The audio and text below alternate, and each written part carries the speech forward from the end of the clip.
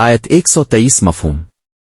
اللہ تعالیٰ نے بدر کے موقع پر اس وقت بھی تمہاری مدد فرمائی جب تم ظاہری طور پر کمزور تھے، لہذا ہمیشہ اللہ سے ڈرتے رہو اور اس کی نعمتوں پر شکر ادا کرو۔ آیت 124 کا مفہوم۔ یاد کرو جب بدر کی جنگ میں رسول اللہ مسلمانوں کو تسلی دے رہے تھے کہ کیا تمہارے لیے یہ کافی نہیں کہ اللہ تعالیٰ 3000 فرشتے نازل کر کے تمہاری مدد فرمائے۔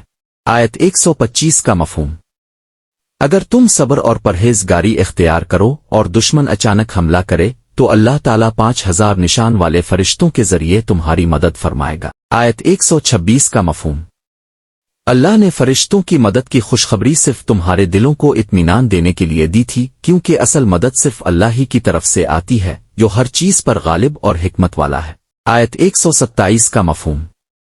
یہ مدد اس لیے تھی کہ اللہ کافروں کی طاقت کو توڑ دے، انہیں ذلیل کر دے تاکہ وہ ناکام اور مایوس ہو کر واپس لوٹ جائیں۔ آیت 128 کا مفہوم۔ اے نبی، لوگوں کے انجام کا فیصلہ اب کے اختیار میں نہیں، اللہ ہی چاہے تو ان کی توبہ قبول فرما لے اور اگر وہ ظلم پر قائم رہیں تو انہیں سزا دے۔ خلاصہ، اللہ تعالیٰ ان آیات میں مسلمانوں کو بدر کا واقعہ یاد دلاتے ہیں جہاں وہ تعداد، ہتھیار اور وسائل کے لحاظ سے کمزور تھے، لیکن انہوں نے اللہ پر کامل بھروسہ رکھا۔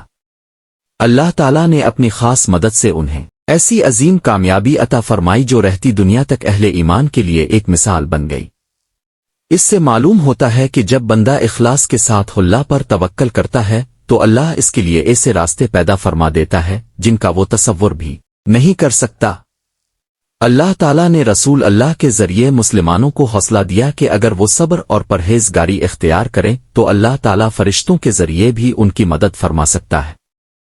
فرشتوں کا نزول اس بات کی علامت تھی کہ اللہ اپنے نیک بندوں کو کبھی تنہا نہیں چھوڑتا۔ تاہم قرآن نے یہ بھی واضح کر دیا کہ اصل مدد فرشتوں سے نہیں بلکہ اللہ تعالیٰ کی طرف سے ہوتی ہے۔ فرشتے تو صرف اللہ کے حکم کی تعمیل کرتے ہیں، جبکہ فتح اور کامیابی کا فیصلہ صرف اللہ ہی کے اختیار میں ہے۔ ان آیات میں یہ بھی بتایا گیا کہ اللہ تعالیٰ نے اپنی مدد کے ذریعے باطل کی قوت کو کمزور کیا اور حق کو سربلند فرمایا تاکہ دشمن ذلیل و خوار ہو کر واپس لوٹے۔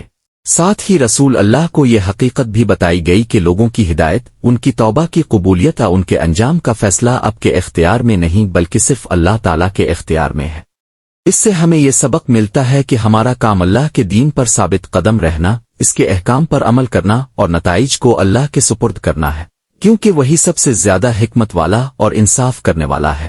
یہ آیات ہمیں یہ بھی سکھاتی ہیں کہ اللہ تعالیٰ اپنے بندوں کی ظاہری طاقت اور کمزوری کو نہیں بلکہ ان کے ایمان، صبر، پرہیزگاری اور اخلاص کو دیکھتا ہے۔